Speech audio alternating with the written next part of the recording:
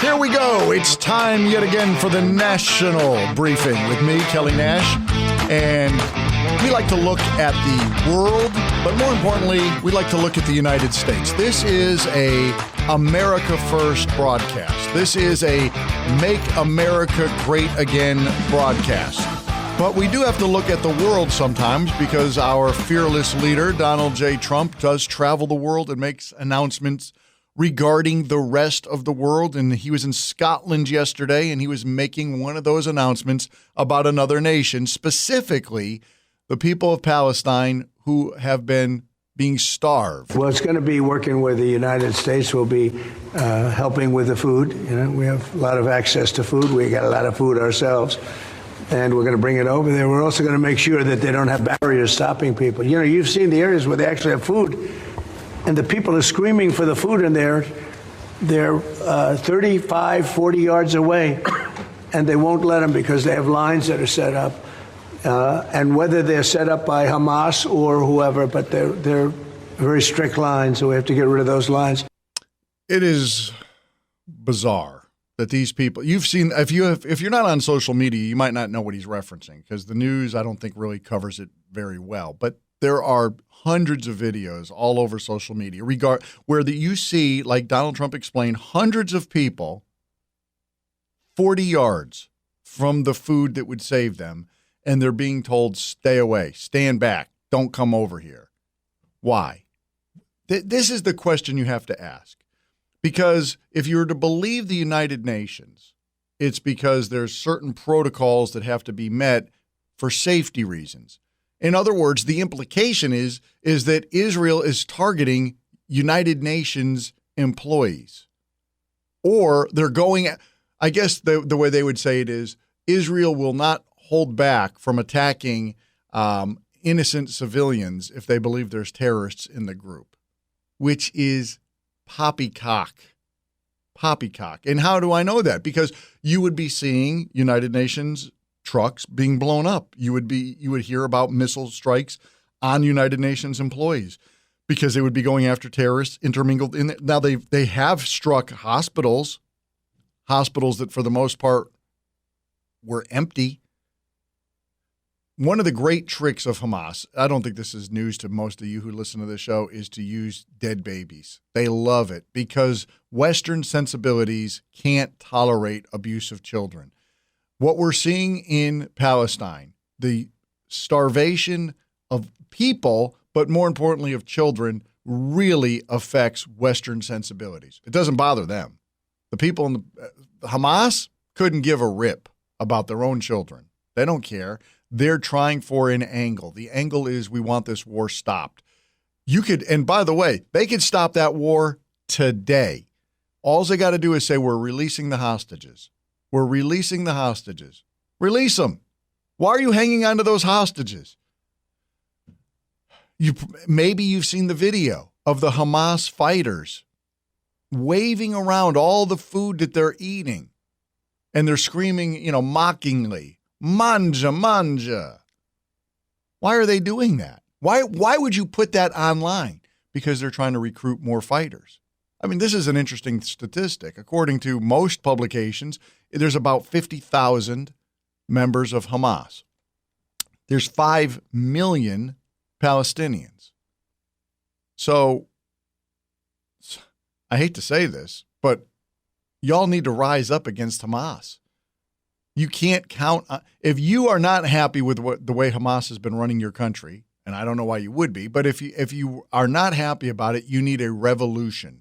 And now is a dang good time for a revolution because Hamas has got their hands more than full taking care of what's going on with Israel. And it seems that Hamas is actually targeting you.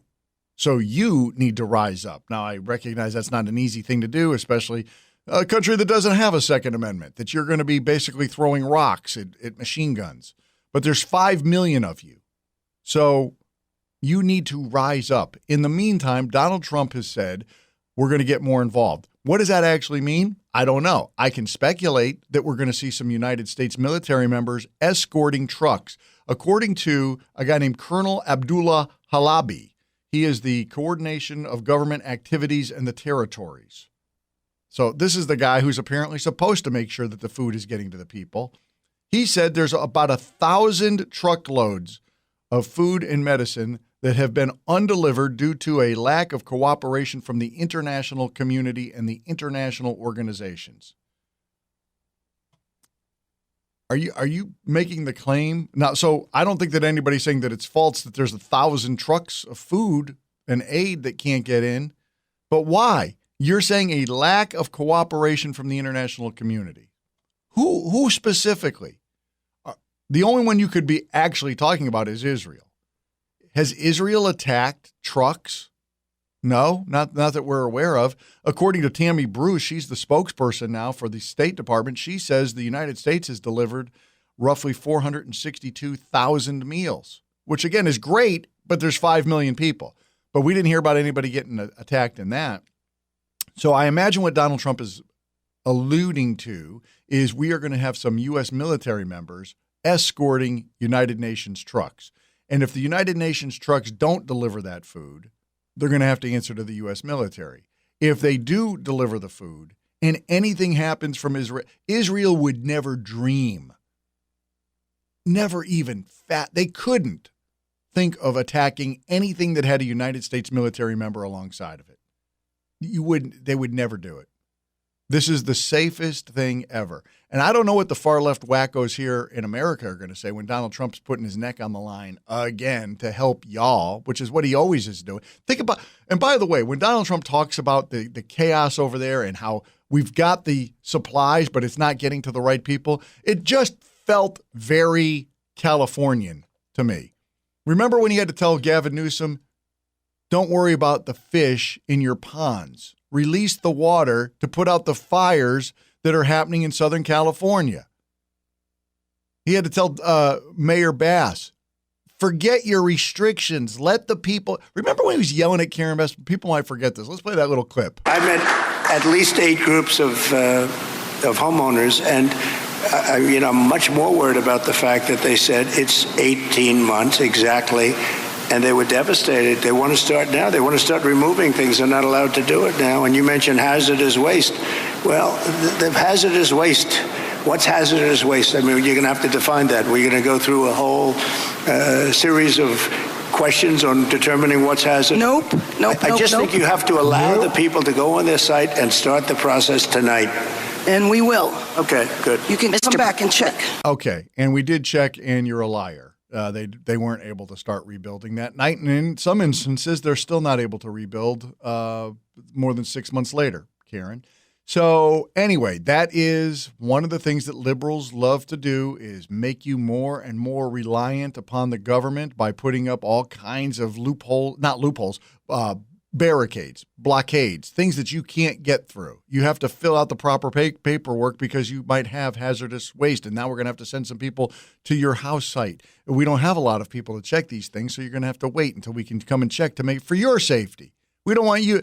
You're helping me by making me homeless. Is that the case, Karen? You're helping me. You're helping the people in the Gaza Strip by not allowing the food trucks to go through out of an abundance of caution. Some of the most dangerous words ever spoken are an abundance of caution. Donald Trump is going to cut through that BS, and he's going to start saving some Palestinians, and the left is going to lose their mind.